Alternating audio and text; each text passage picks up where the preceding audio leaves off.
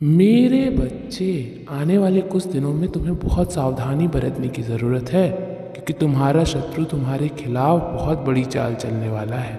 वो कुछ ऐसा करने वाला है जिससे तुम्हारे जीवन में उथल पुथल मच जाएगी। तुम बहुत बड़े संकट में पड़ सकते हो। मेरे बच्चे, मैं तुम्हें सावधान करने आई हूँ कि आने वाले कुछ दिनों में अगर कोई व्यक्ति तुम्हें कुछ खाने को देता है तो वो मत लेना। किसी और के हाथ का दिया हुआ कभी कुछ मत खाना मेरे बच्चे। मेरे बच्चे, वो व्यक्ति तुम्हारा बहुत करीबी हो सकता है, वो तुम्हारा कोई रिश्तेदार हो जो तुमसे जलता है। इस व्यक्ति के बारे में तुम भली भांति जानते हो मेरे बच्चे। तुम ये भी जानते हो कि वो तुम्हारी तरक्की से, तुम्हारी खुशियों से कभी खुश नहीं हो सकता है।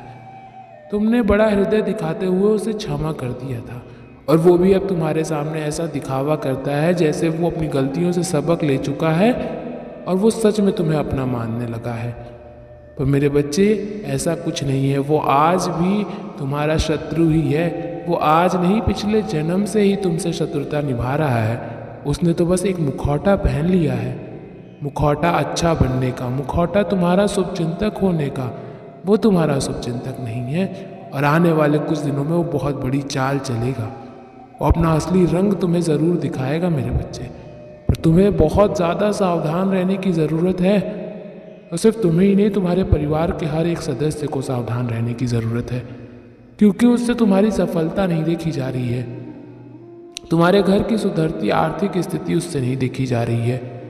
तो वो कुछ ऐसा करने वाला है जिससे अचानक से ही तुम्हारी तबीयत खराब होने लगेगी, या तुम्हारे परिवार में किसी की तबीयत खराब होने लगेगी। वो अचानक से कुछ ऐसा करेगा जिससे तुम्हारी आर्थिक स्थिति डमाडोल हो जाएगी। तो सावधान रहना।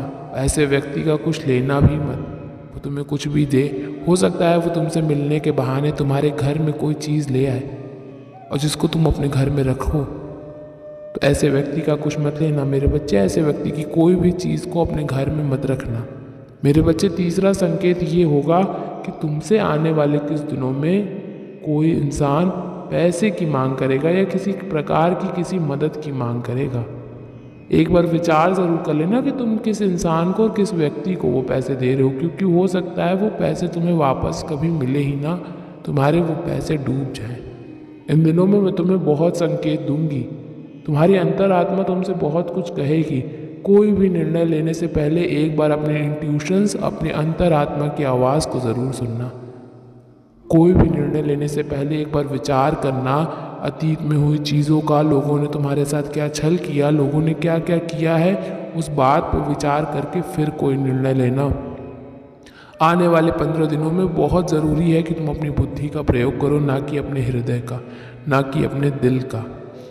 आने वाले कुछ दिनों में बहुत ज़रूरी है कि तुम जहाँ काम करने जाते हो वहाँ भी तुम बहुत सावधानी बरतो, क्योंकि वहाँ पे भी तुम्हारे ऊपर कुछ इल्ज़ाम लगाए जा सकते हैं। वहाँ पे भी कुछ ऐसे लोग हैं जो तुम्हारी तरक्की से जल रहे हैं, जिनको ये लग रहा है कि तुम उनके बाद से वहाँ काम कर रहे हो, लेकिन तुम्हारी तरक्की उनकी अपेक्षा में ज़्यादा है। तो वो लोग भी तुम्हें नीचे खींचने की कोशिश करेंगे। तो तुम्हें इन बातों से घबराना नहीं है। मैं तुम्हारी रक्षा कर रही हूँ। तुम्हारा कोई कुछ बिगाड़ नहीं सकता मेरे बच्चे। पर हाँ, ये लोग जो चाल चलेंगे, इससे तुम्हारा मनोबल कम हो सकता है। इससे तुम्हारे भीतर नकारात्मक ऊर्जा प्रकट हो सकती है, जिसको तुम्हें संभालना है। तुम्हें मुस्कुरा कर और डट कर इन चीज़ों का सामना करना है, और बहुत सोच समझ कर कोई निर्णय लेना है। बहुत सोच समझ कर कहीं पर पैसा लगाना है, या किसी को कुछ देना है, या किसी से कुछ लेना है। तुम्हें आने वाले 15 दिनों में भावनाओं में नहीं बहना है मेरे बच्चों। किसी पर भी आँख बंद करके यकीन नहीं करना है। मेरा ये सुझाव है तुम्हें कि तुम हनुमान चालीसा का पाठ करना शुरू कर दो। स्वयं हनुमान जी तुम्हारी रक्षा करेंगे और शत्रुओं का नाश अवश्य करेंगे।